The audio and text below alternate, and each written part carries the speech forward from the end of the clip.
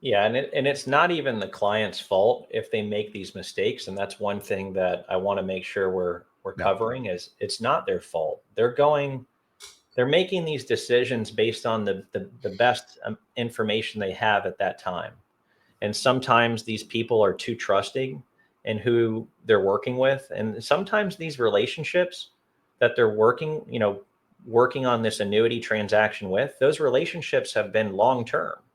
I had another guy, I'm not going to get long-winded in that one, but I had another guy, his financial advisor has been with like his advisor for 20 years.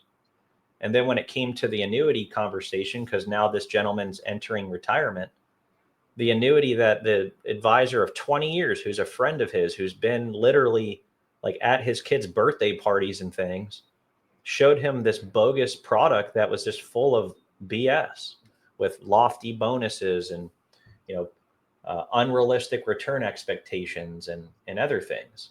And so he was lured into that. But luckily, um, another intelligent person, he's another intelligent gentleman that saw the product for what it was, scratched his head when he's like, this sounds too good to be true.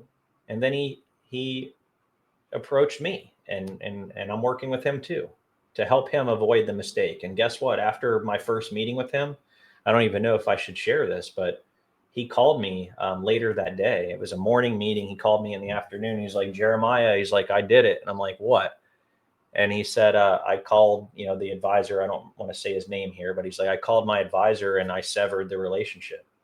He's like, we can still be friends, but I don't trust him anymore. And I'm not, from with my finances. I think he's good at what he does with investment management, and he's done an okay job getting me to this point. But he showed me that he's not a retirement planner. And those are two freaking entirely different things. Yep. An investment manager, or an investment advisor, as they call it, is not a retirement planner. They're two different subject matter expertise Yep. categories. It's no different than, the medical field. I use this analogy all the time. If you have something wrong with your heart, you're not going to go to a dentist because he's still a doctor, right? He doesn't specialize in cardiology, right? Right. So no different. An investment advisor is not also an expert in annuities, and you should have experts in each of those categories. Yeah, and oftentimes we will find that an investment advisor will have access to some annuity products on the market. Um, Commonly, what we see is that it's a limited tool belt. So there's not the vast options that we can choose from, or not only that, but the approach that we take to it. But oftentimes we're finding that there's a few annuity products. They'll position those 1 to 10 products if they've got them. Um, they're not going to compare all the options on the marketplace. And typically, I don't think it's ill intended to the point that you had made, is that it's just what they have on their tool belt, what they have access to. Yeah, there was a good survey done not too long ago by one of the industry leaders in research. This industry, or this firm rather, researches the annuity industry and actually collects data on which carriers sold the most products, which carrier products specifically were sold the most, um, so on and so forth. So they track the volume in our industry quarter to quarter and annually. And one of the surveys they conducted of the annuity advisor industry was the question was, how many annuities do you sell? And what came back was like mind blowing. The average annuity advisor only sells three products, three, three only. So it can be multiple companies, but it's generally three. So think of it like, you know, for a bad example here, but it's what comes to mind. Like you go to McDonald's and they have a limited menu these days. Like there's not a crap ton of options like there used to be. It's to simplify the approach to the sales.